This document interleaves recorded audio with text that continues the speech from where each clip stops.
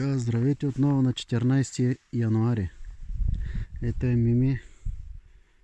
Маха там. Днеска с нея сме на едно леко малко приключение, което се казва да поблеем малко баирите на Странджа. И съответно, ето ги баирите на Странджа. На едно прекрасно място на връх Папия. И днеска с това слънце и минус 2 градуса е чудесно за разходка. Вчерашния залез беше малко по-различен от едно друго място, което е в оная посока, Визица, но тук сме малко по-високо. В момента сме на 325 метра над морска височина, като морето се намира в тази посока. От другата страна бяхме и там, но там с тия военни не можахме да се разберем. Нещо не можахме да се докопаме до площадка с изглед. Изгледа беше 2 кучета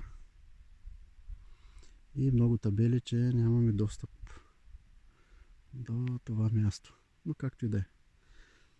Тук в тази зона също има много хубав изглед. Баира е южен, югозапад, бих казал. Там е запад, там е юг, запад. И се наслаждаваме отново на един хубав залез. Сега малко ще се разходим тук. Преди малко проверих чрез едно приложение какви са тези храсти. Оказа се някакво латинско наименование, което е от рода на маслиновите дървета. Маслини не виждам. Най-вероятно има някакъв плод черен, който е много малък. Се надяваме, че лятото ще дойдем да го видим, да го проверим този плод. И сега вървиме лекичко нагоре да покажем другите екстри на това място. Има си направен заслон. Много добре направено, поддържано, чистичко е. Има си снежец. Преди малко имаше хора тук. Посещавано място. Тук е пътя.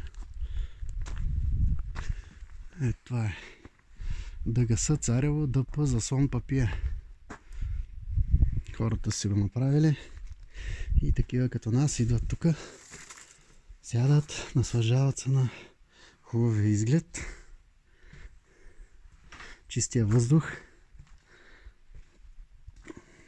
пейките и масите, всичко е направено от дъб и то хубав дъб, обработен. Има си място за барбекю, чистичко. Има си тук екстри, скарички. Има си направена чешма, която е с течаща вода.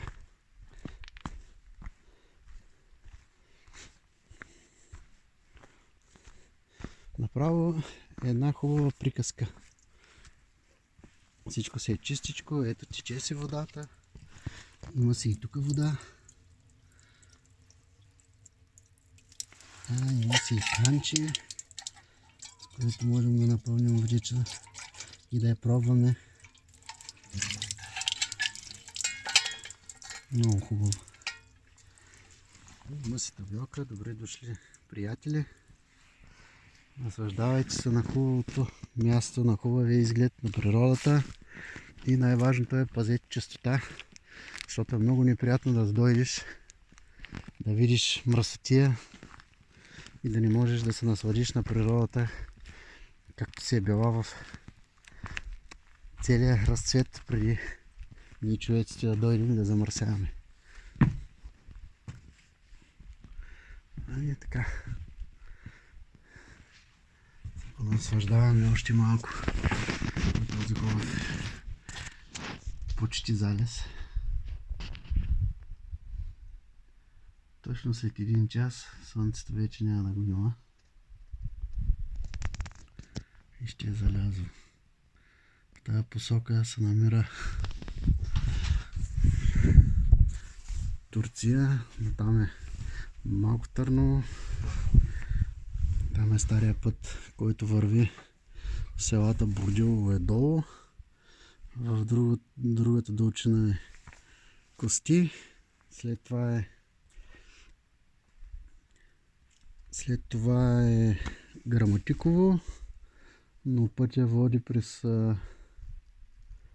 две местности. Едната местност е пътя, който води за Индипасха. Там е много хубаво култовно място. Доста енергетично. И другото място е местност Качуло. Там е също много хубаво. Река Велека минава. Има си мост, има си хубави забележителности. Там има много екопътеки и страшно много места, които човек може да посети и да не иска да се тръгва. Просто това е необятната Странджа. А сега ми е много интересно другата част от екипа къде отиде.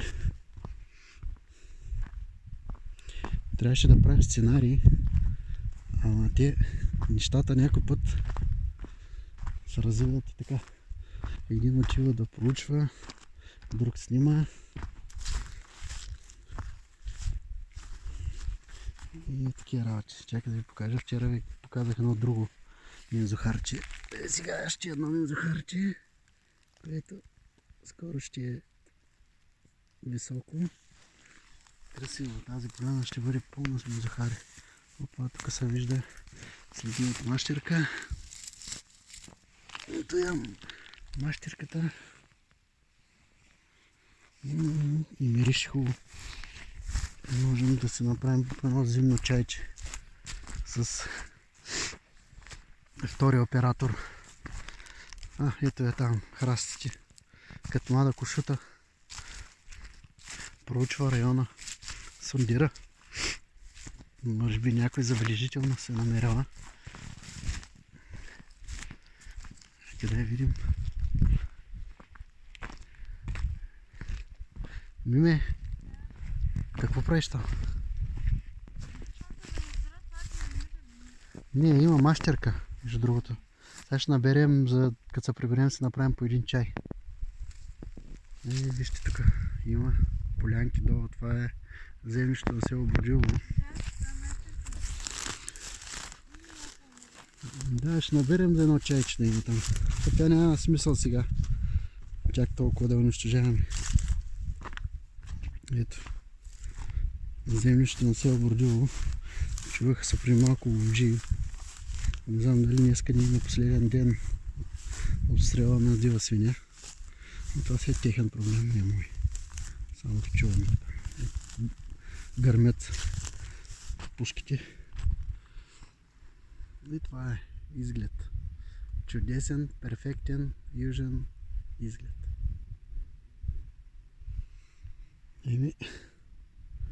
За този път стига толкова. Днеска е неделя. Разходихме се, подишахме хубав чист въздух. Време е вече да приключваме. Се готвим пак за напреднатото понеделнишко ежедневие и седмично. Чао от мен и да ги посещавате тези места, да ви ги оставате така. Не се свидят гледките. Чао, чао.